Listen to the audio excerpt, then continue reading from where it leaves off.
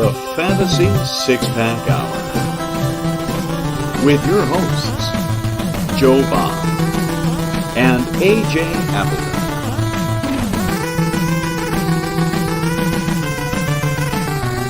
Touchdown!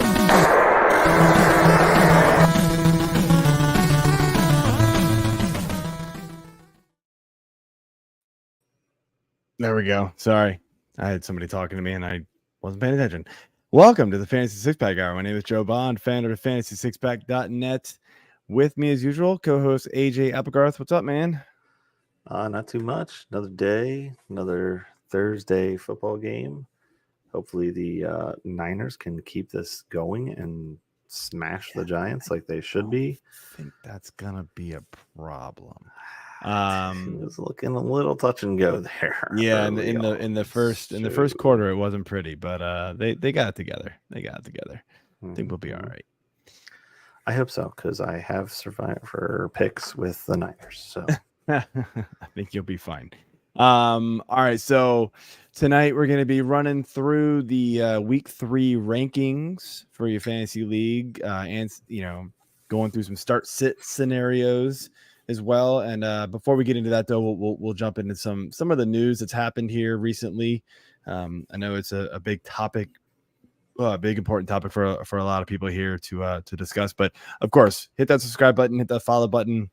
Leave those reviews. We appreciate it wherever you're watching or listening. And, of course, become an all-access member over at FantasySixPack.net. You get our award-winning rankings, both the offensive and IDP rankings. You've got our DFS and our DFS projections. You've got our betting and DFS advice. You've got our Discord where you can jump in and ask any of us your custom league questions, and we love helping you guys out. So jump in there, go to FantasySixPack.net/plans and become an all access member today. We don't have a guest tonight, so I guess we're just gonna roll with this. And doing beer of the week? yeah. All right, let's do it. Beer. You didn't prepare me with your beers. Yeah, that's all right. Don't worry about it. So I'm doing the same thing as last week because I didn't go back to the store and get anything else fancy. So Aslan, Mind the Hop, double IPA. It's good. I enjoy it. All right. I am quick and easy. Sorry. A Glasstown Brewery's 856 Double India Pale Ale. This is a Jersey beer, if you couldn't tell by the area code. They've got a couple of different ones like this, I guess. Picked this one up over the weekend when I was in the Dirty Jers, going up to the Rutgers VT game, watching us get waxed by Rutgers. We went to that. It was Brutal. fun. It was fun being able to hang out with some friends from school I haven't seen in a long time. But other than that, this is that. Alrighty. Okay, man. So we're gonna start. We sort of change it up. Like, if there's a lot of really important things that have happened in the NFL that affect fantasy, we'll start with that. So that happened this week. Of course, the big news, right, was the huge injury to Nick Chubb. What's going on, Albert? Thanks for joining us, man. What up? So, busted up knee and then some, man. It's bad for him. He's not returning this season. Jerome Ford was obviously the hot waiver pickup this week. I sort of predicted it on our Discord. I was like, they're probably going to go sign somebody, but Jerome Ford's still, in my opinion, the guy. But they did go out and sign Kareem Hunt. Not really much of a shocker. He's familiar with the system. He can come in right away and play. If they had gone out and gotten a Leonard Fournette, he would have had to it didn't seem like as good of a fit, right? He would have had to figure it out. But what's your thoughts, AJ, on how Kareem Hunt can or will have an impact on Jerome Ford? Because a lot of people were all in. I saw people blowing 75% of their fab budgets on Jerome Ford after the performance he had this past week. So now that Hunt is in town, What do you think about Jerome Ford there? I still like Ford. I think he's going to get the initial effort. As far as he's also familiar with the system, and let's think about it honestly. I mean, he's the one who beat Kareem Hunt out to get the spot coming into the year. So that's why Kareem Hunt was still sitting out there. It's also a money thing, but yeah, but performance earned him the spot as the backup role. We already saw he was getting usage along with Chubb. So yeah, I think it's still Ford's job to lose, but I think if anything, Hunt will be more active in the passing game, like he's been in the past. I don't see a huge drop off from that 1-2 punch we saw with Chubb and Hunt. I think Ford's going to be the initial go-to guy, but then Hunt could be in to spell him for different series, for rushing, but more of his impact, I would think, is going to be seen in the passing game. Yeah, I mean, I agree. I also think that, I think Ford can be used a little bit in that role as well. He did see 4 targets this past week, which isn't a huge number, but I mean, it's also the same number that Chubb saw in week 1. So they are making it a point to put it, give the ball in the passing game to their lead running back too. So it seems like it's more of an emphasis on this team. But yes, now with Hunt there, maybe we see a little bit of that shifting over to him. That's kind of what he's known for. But yeah, I agree. Jerome Ford is going to be the guy taking most of the carries. And you're right. I mean, usage wise, it was massive. And we saw 41% of the rushing attempts go to Jerome Ford. Yeah. Even with Nick Chubb there for the whole game. That was crazy. I almost never seen anything like that. So while leaving this on this topic before we move on to the next one, I have to say, and I meant to mention this other topic, week 1, when it was actually happening. Is this my fault because I put a picture of Nick Chubb on the running back depth chart? Did I cause this? Been there since last year, so I'm gonna say no. No, it has not. That is a new picture for this year. year. Oh, was it a new one? Oh, it was last Derrick year Henry last year, and Derrick Henry is now also questionable.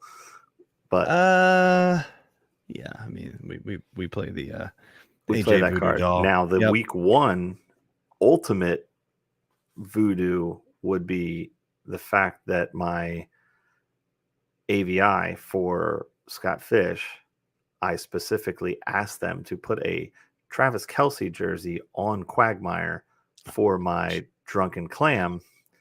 And then I did not pick him 1-1 overall. I took my boy Jalen Hurts. And what do you know? Kelce was out week 1. So he's back. I don't think I purposely did that one, but I meant to mention that in our first week. And I was like, oh, crap, I got to get to this. So now I'm mentioning it now. But anyway, what's our next guy? What up, Jamie? Glad to have you here, man. So yeah. Next thing up is, don't worry, Jamie. AJ was. I was late as well. So Cam Akers. You're fine.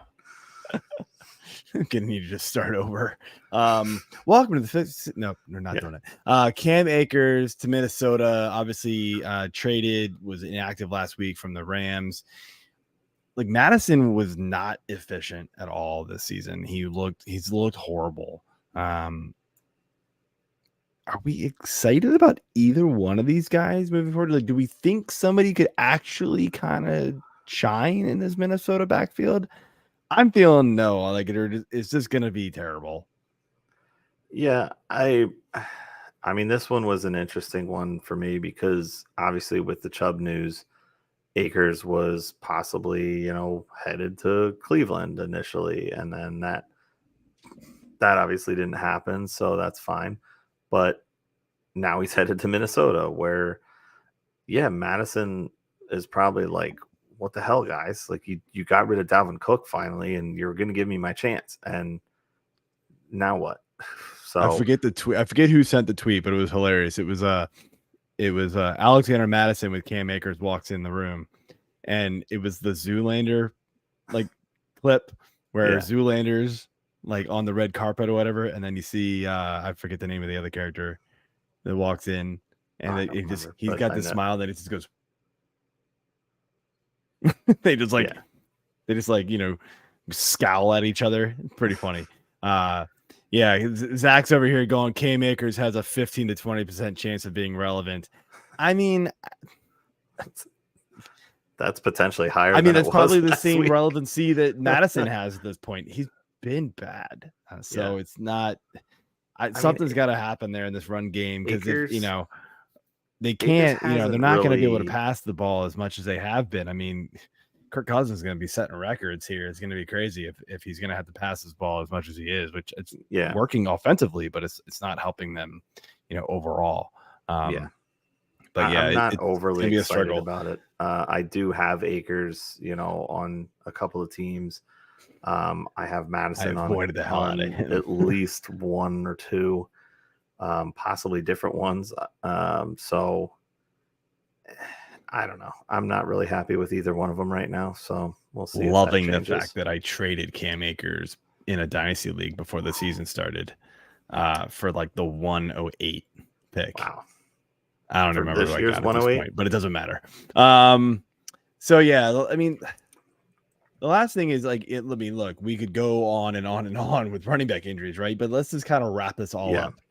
The running back room is awful, and I'm right. I wrote an article today talking about players to stash, and for week 3, right? So players to pick up this weekend, like if you've got kind of just some junk on the back end of your bench, like just go out and take some stabs on a couple of these guys. I mentioned how like the running back depth at this point is just awful. I mean, look, we're talking about Saquon Barkley out, right? We're talking about probably David Montgomery out. We're talking about Nick Chubb gone. We're talking about Akers being horrible, Madison being horrible. I know I'm forgetting people right now, but it's been bad. And so people's running back depth, I mean, come on, we're talking about Jerome Ford being good. We're talking about Kyron Williams being good. Like, nobody expected that. Like, if you're lucky and you got those guys, cool. But like, what do we do with all of these injuries? And like, I'm talking about taking stabs, and I mean, I'm talking like these are reaches, guys. The article is going to say, look, go out and grab like a Sean Tucker. Would we have ever expected? Like, he's not seeing a lot of work. Right? But he has seen 13 carries in 2 games. Not a lot. Yeah, Rachaad White's clearly the guy there. Out targeting, out everything him. But like, look, if anything were to happen to Rachaad White, it's clearly Sean Tucker's role. They're barely using Chase Edmonds. Cordero Patterson's coming back. You never know, man. They like to get him the ball for some reason. Like stuff like that. Like, go out and take chances on these guys. Like, the last thing you want to have happen is all of a sudden that injury happens to a Nick Chubb type player, and then you're fighting for everybody else on the waiver wire. Go and drop the schmuck on the back end of your bench that nobody really cares about, if you have one. I know not every team in every league, has that, but I say, drop the Hunter Renfros if you still have them on your team, and go pick up somebody else who has some upside if something happens. It's one of those, like, that's how I think you're gonna have to get through this running back year. It feels like just taking chances on guys and hoping you just strike gold. I picked up Jerome Ford in a couple leagues before last week happened, and everybody in my leagues were like, how the hell do you have him already? And I'm like, he got 41% of the rushing attempts in week 1. So of course I went after him. Why not? Yeah. Yeah. I mean, it's definitely becoming an issue. We kind of talk about this going into every season, I feel like, and especially since the league has shifted to the 17 game season. I was always worried about this. And yet for whatever reason, I still always have mostly weak running back depth on a lot of my teams. But this year kind of made it a point to really try to focus on running back and get some solid depth, even if they weren't necessarily the best guys. But I was throwing darts, in a lot of these drafts in my bigger leagues or the industry leagues. I have Jerome Ford in Scott Fish. I have Jerome Ford in possibly in Warrior Bowl too. So I made a point to get him specifically, just knowing that Kareem Hunt wasn't there. He was going to be like a solid handcuff to own going into this year. So I'm happy that I have him. That's why I've got Elijah Mitchell. A couple of them. Yeah. A couple squads. So he was another one that I was targeting late, but I just didn't end up getting. So I think that this trend is going to continue. I don't necessarily know if I would say it's going to continue all year long. I think that teams are starting to rely on multiple backs, in different situations, and injuries happen. They're freak things. You can't really control when they're going to happen, but as long as you can minimize the risk and set yourself up well with enough depth to overcome these things, then you should be okay. Yeah. Do have a question here from Jamie. He's debating on picking up Ertz or Hurts. Zach Ertz or Hayden Hurst. I gotta say that because they sound like the same name. In a league, over 70%, he said over 70% of the analysts said Ertz, but he's saying me was part of the 30% for Hurst. I'm guessing that meant for the season. Because that of course was when we didn't think Ertz was actually going to start the season. Thought he was going to start the year on the IR, to be honest. So a little wrong there, but look, Hurst has started off very strong. Of course, that's been with Bryce Young. So of course, the follow-up question is, how do you feel about Hurst now and I think he meant Dalton instead of Darnold. Dalton starting because Bryce Young is out this week. I don't like it. I've got Ertz higher. I mean, Ertz isn't dealing with a great quarterback either, but he's seen a very large target share, and that offense been performing well. And at least he's going to have the same quarterback this week. So that's interesting that I said start sit that I haven't, because in my own rankings I'm looking at right now, Ertz is higher. So I don't know why it's saying that, Jamie. So I apologize for that. I don't know why I would be saying that over there, because I've had Ertz higher all week. So who knows? So I'd be going Ertz this week for sure. So, but speaking of start sit, let's jump into our start sit and center of our rankings conversation here. And voice in the sky, Mike LaPlante, start us off, man. Hello, everybody. Hello. All right. So we're going to start off the quarterbacks like usual here. And because you guys are giving me a little, shit behind the scenes, I changed it up for you. We got Dak Prescott at Arizona or Deshaun Watson versus Tennessee without Nick Chubb. Joe, you can start us off here. I'm going Dak Prescott. I realize that Tennessee is awful at preventing the pass, but it's not like Deshaun Watson's been that good this year, right? And so we've seen Dak perform. CeeDee Lamb and him are obviously, doing something awesome. Pollard is great. He's got connections with these tight ends already. And this week it looks like he's going to get Brandon Cooks back. So that's a plus. Arizona's also bad against the pass. So I'm gonna lean Dak Prescott here. Yeah. Go ahead, I agree AJ. with It's all that. yours. Like I said, I initially, when I wrote this up, had Prescott and Cousins, but I don't know what happened to the question, so we'll leave it at that. It disappeared. Yes. I would have had Cousins, by the way, if that were I the would have question. picked. I like Cousins better than Prescott, but those two were kind of even in the matchup. This one is still fairly even too. So It is. Prescott is just, I mean, Dallas's offense has been good enough. It's been mostly their defense that's got them to where they are, but their offense isn't slowed up much either. So against Arizona, I'm going with Dak. Yeah, just my one fear with Dak is just they just don't need to throw the ball against Arizona. That's true. Yeah. I mean that if that defense prevents Arizona from even Although they're scoring, not going to Trayvon Diggs, so that's not going to true. help things. True Yep. as He's well. out for the year, everybody. It is for the year. Or towards the ACL. Yeah, In practice today. I saw that he was injured, but I didn't see the actual news. So, what a shame. What are the Cowboys fans going? That's to the do? Eagles and the Commanders fan. I know our dynasty expert Jordan Schultz was heartbroken. Yeah, he was pissed. Yeah. That's actually how I found it on Twitter. Saw his comment.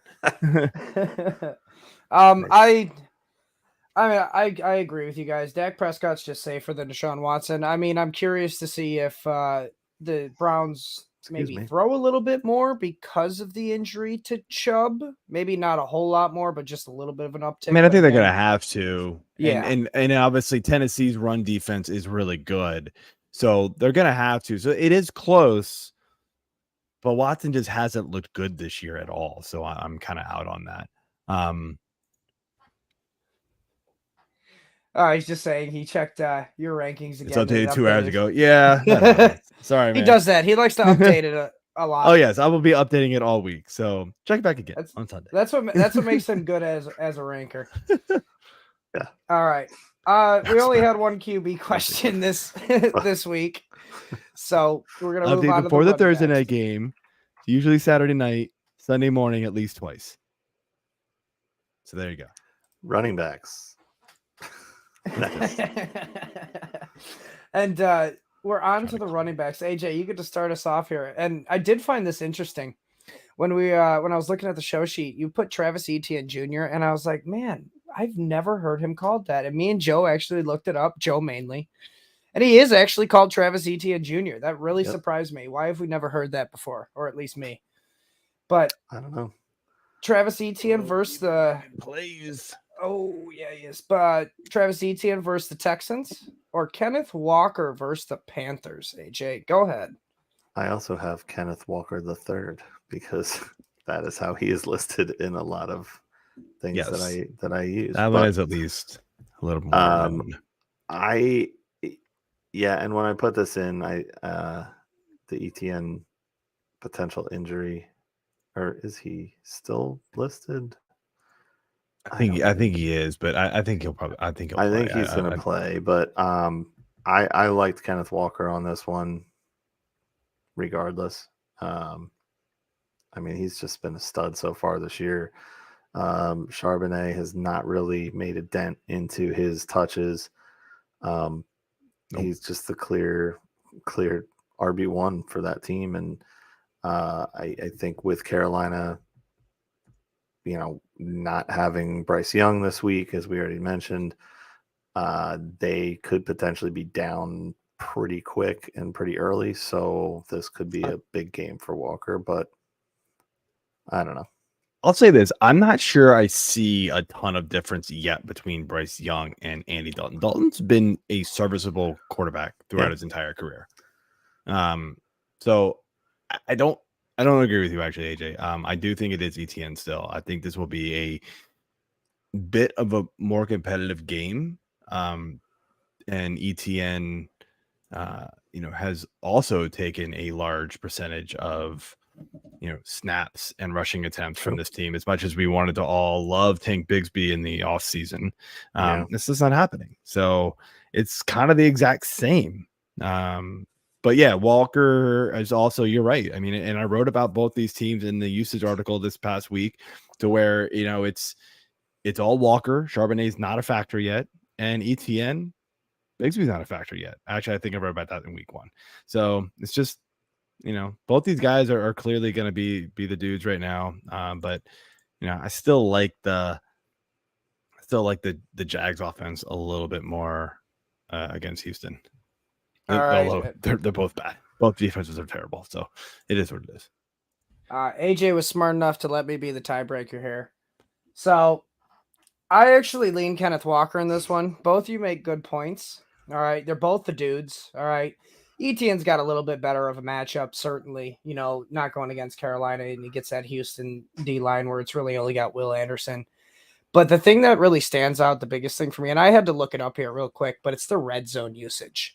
In 2 games, Etienne has 3 total just touches inside the 20. Meanwhile, Kenneth Walker's at 8. Yeah, that's fair. So, like, I look at it and I think there's just a little bit more of a ceiling. They both got great floors, but I want to lean a little bit more of that ceiling route and go Walker with the potential of getting another 2 touchdown game just like last week. Yeah. But no, it's a good question.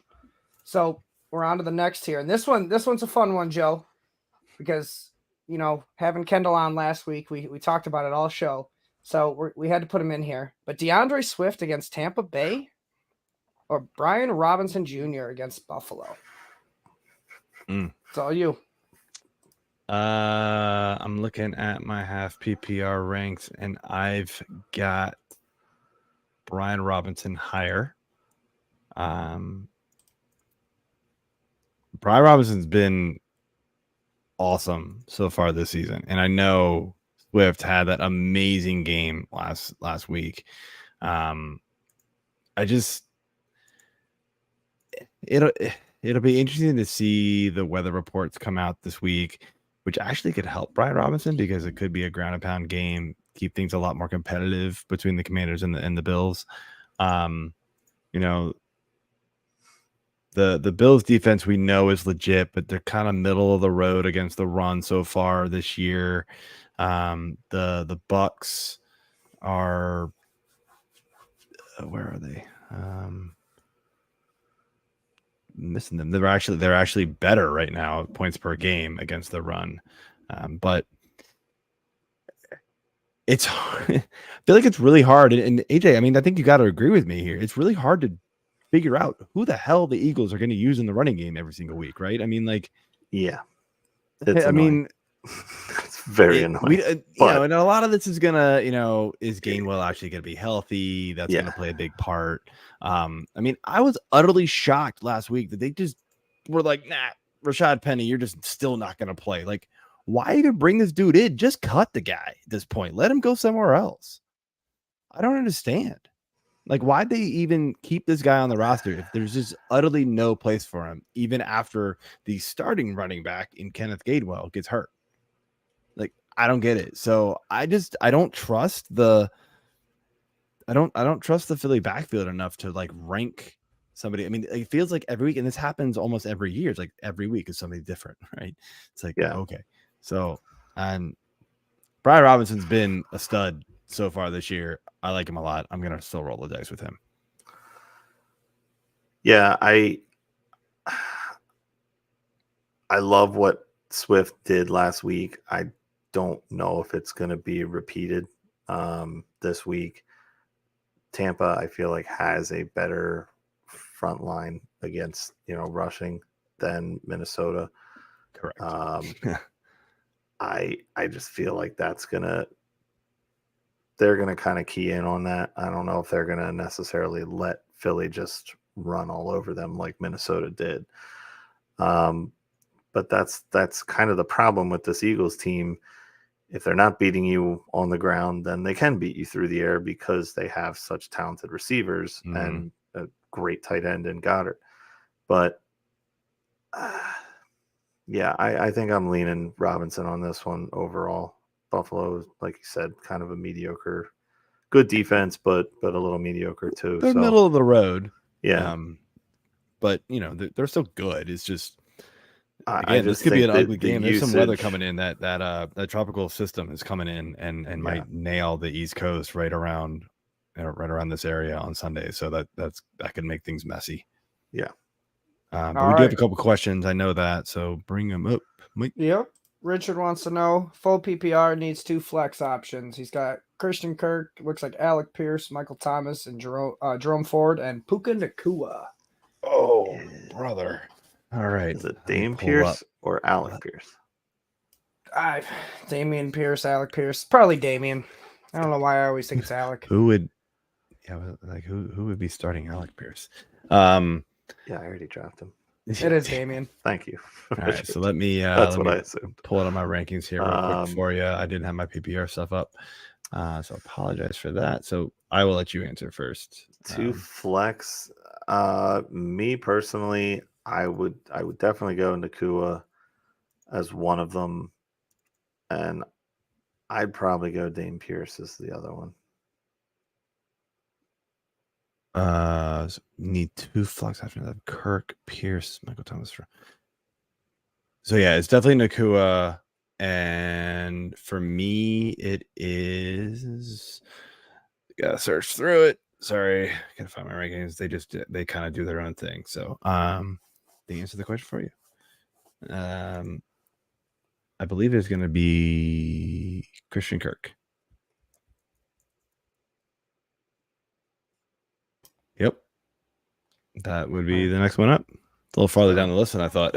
Yeah. I'm surprised. All right. We can move on There you then, go. because I think that's our only. Yeah, Jamie question. said. Jamie was asking if Zay Jones plays this week. I mean, we're still gonna have to wait. We don't know. I mean, I'm not an injury expert. I just kind of wait for the news. Sorry. If Jones is out, then I might lean a little bit more towards Kirk, but I still like the rushing game idea. So, all right, we'll move on to our next running back question here, and we got two guys thrusted into the position that probably again this week with Eckler not really practicing. Yeah, but Joshua Kelly against the Vikings or Jerome Ford against the Titans. Joe, you get to start us off. Didn't I do the last one? Well, it's my turn to start. All right, I'm AJ, going. you start us off. I'm going Kelly on this one. Ford has a rough matchup against Tennessee. That is one thing their defense is very good at, is stopping the run. And obviously the presence of Hunt there, like we already talked about, could give him some jitters, whatever. I don't think it will, but it's something to keep in mind. And as we said, DeAndre Swift just ran his ass off against Minnesota. So if LA took any notes from that game, they will run Josh Kelly. Jerome Ford just ran his ass off against the Steelers. Why do you keep saying Minnesota? I didn't. DeAndre Swift ran his ass off against Minnesota. Sorry. I thought you were saying Ford did. LA took any notes from that, Josh Kelly should also do the same. I do agree with you. It is Kelly. I know everybody wants to be on the Ford train this week, but this is actually not the week to do it. And actually, like I think he's going to be a cash, like a locked in player on cash for DFS this week. I kind of would pivot off of that because you're right, AJ. The Tennessee run defense is top notch. They've allowed. I'm looking at the stats right now on fantasy data. Kudos to them for giving us access to this. 5.9 fantasy points per game to the running backs.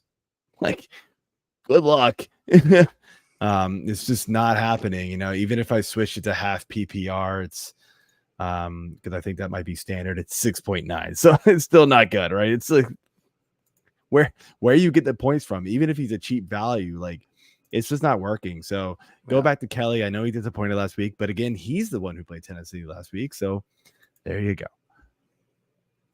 All right. We do got another question here. Another start sit question from Albert.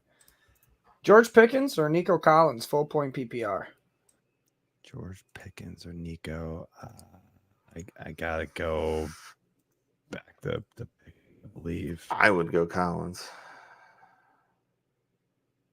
Pickens for me is there. Yeah, it's Pickens. Especially with Deontay still on IR. Yeah, Deontay's still on the IR. Pickens, we saw the massive game he can have. The dude's talented with the ball in his hands. He's just got to get the ball in his hands. Nico, we know, is going to be involved and see a lot of targets because Houston's usually down, but it's not like the running game for the Steelers is doing anything. I should know. I have a lot of Najee this year, Mhm. sadly. Again, another one, just disappointments, right? I didn't even talk about that. We've got lots of disappointments in the running game when I talked about it earlier. Najee being one of them, and Joe Mixon. Yes. Thank you. All right.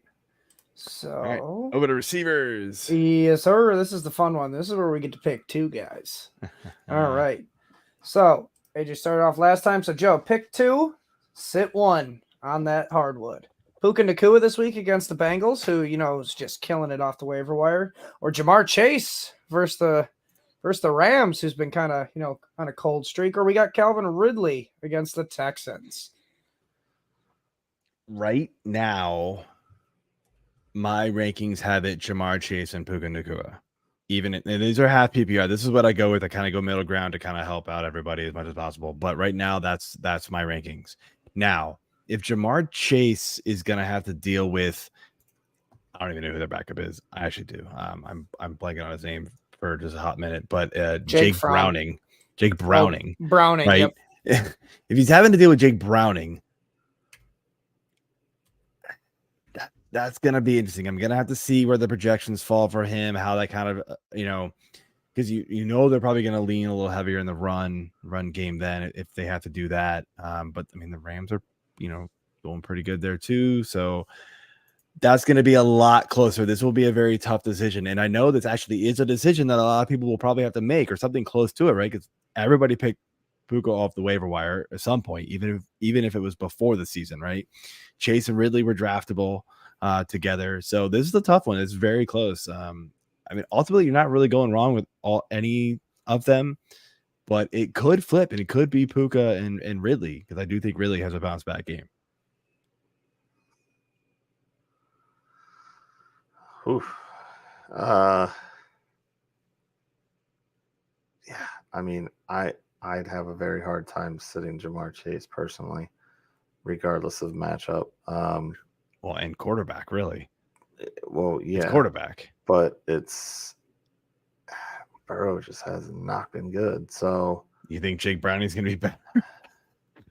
No. I don't know, man. No, that's a rough one. Yeah, I think I might lean Ridley and Nakua too, actually. Yeah, I mean, it really depends. Like, I think if Burrow can tough it out, I think you got to go with the stud, man. You drafted him number 2, number 3 overall in most leagues. I think you're still rolling him out there. You're just hoping he finally figures it out. Last week was a Higgins week. We saw it can happen. It hasn't been a nice start for Cincy yet. It's been brutal, and it is what it is. But I think it's chasing Puka if Burrow's healthy. I think it's Puka and Ridley if Burrow is not. That's my opinion. Yeah, I can get on board with that. All right. On to our next one. AJ, who you sitting on the hardwood between DJ Moore at Kansas City, DeAndre Hopkins at Cleveland, or Nico Collins at Jacksonville? Oh, see, switch this one up on me. Just one. Yeah, I know. I'm trying to think of who the other one was. I'm definitely starting Nico.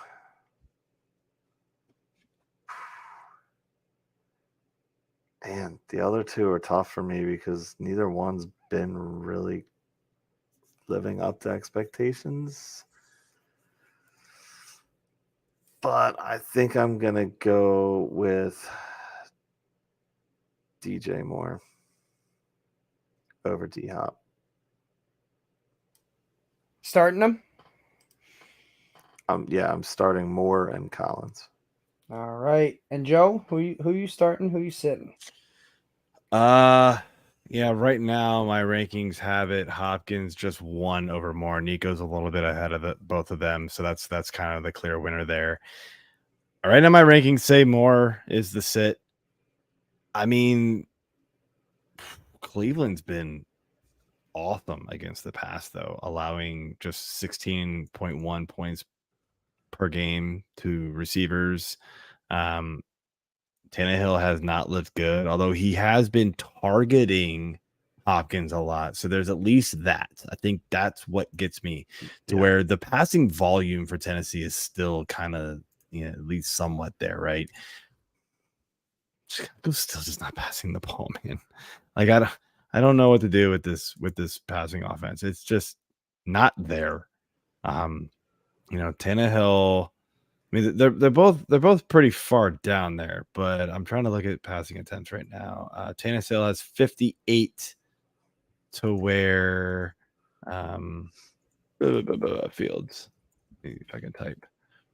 Oh, actually, Fields has more. Just kidding. I know my math. It still just doesn't feel like that, man. Yeah, it doesn't. I mean, but it is. Fields is not completing a lot. He's not completing his passes for a large number of yards. I mean, he's actually got less yards than Tannehill. Not that they're both very good. It's just that offense just looks ugly. Not, again, they're both bad. They're both not. You're not feeling good about either one of them. I lean Hopkins just slightly because he's seeing, at least some targets, and it's more like he's seeing targets downfield. That's why I like it a little bit more. To where DJ Moore seems like a lot of underneath stuff. And unless he can just like take one to the house, like he did a couple times in preseason, good luck. So I figured let Jamie be the tiebreaker. He says sit Hopkins. All right. I mean, look, Hopkins is tied for 13th in the league in targets right now. So Moore is all the way down at 20. Or actually, no, the wrong Moore. He's not even on this page. Yeah. I had to do load more to find DJ Moore, and it still isn't loading because my computer's slow right now because I'm streaming. So that's a big factor in it, in my opinion. Yeah, fair enough. All right. On to our last one here. All right. Joe. Jordan Addison against the Chargers. Jahan Dotson against the Bills. Or another waiver wire darling in Tutu Atwell against the Bengals. Who you got? I'm going Tutu.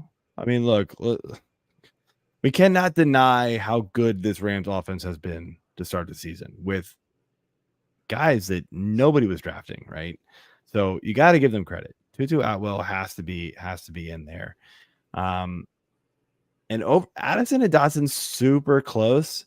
I'm gonna go with the big playability of Addison. He's done it 2 games in a row already. I know, like, if he doesn't do it, it's gonna blow up in my face. But Dotson's got a tough game here, and the Bills are 23rd.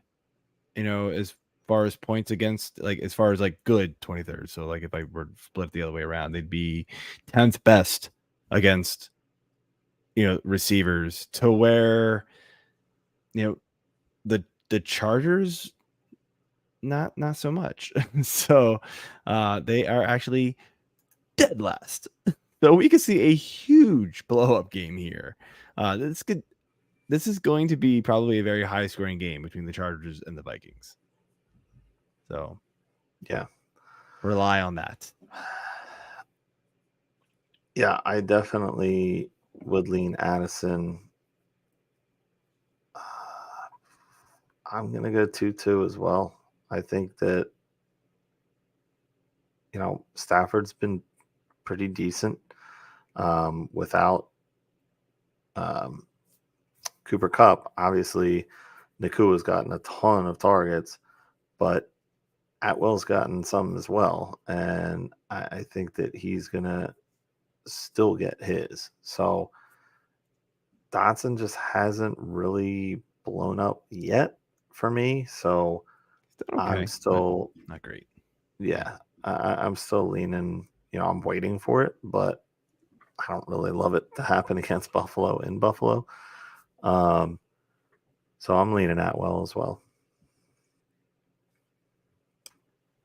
All right. I think this game's in Washington, by the way. That's why we're going to get the weather for this game.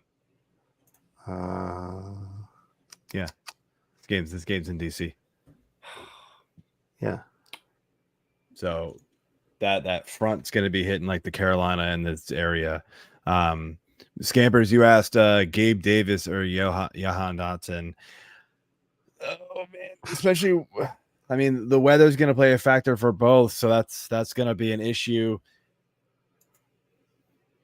I got Dotson a little bit higher. Gabe Davis is just so boomer bust, and I don't trust it enough yet. Dotson's at least steady as he goes. Like if you want, I think if you need ceiling, you go Davis. If you need a little bit of safer, like you just need points, you go Dotson because you know he's a little bit more reliable. But either one of those guys, like once we are kind of confirmed that this system is going to hit this area, I bet you that those guys drop down a little bit. That whole game's going to get dropped a little bit, I bet, as far as total points. Yeah, I can see that. All right. Well, we're on to our only tight end question of the night. And AJ, you get to finish it off. Sam Laporta versus the Falcons or Hunter Henry against the Jets? I'm going Henry on this one. I mean, I liked both of these guys in the matchups, but Henry's just been absurd this year. So I'm gonna let him keep going. I think the Jets defense is very solid. But the Patriots have been pretty decent. And they're hurting right now. They need a win. So I think if they're going to get it, then Henry's going to be the one to really shine. He's been the best receiver in that passing game.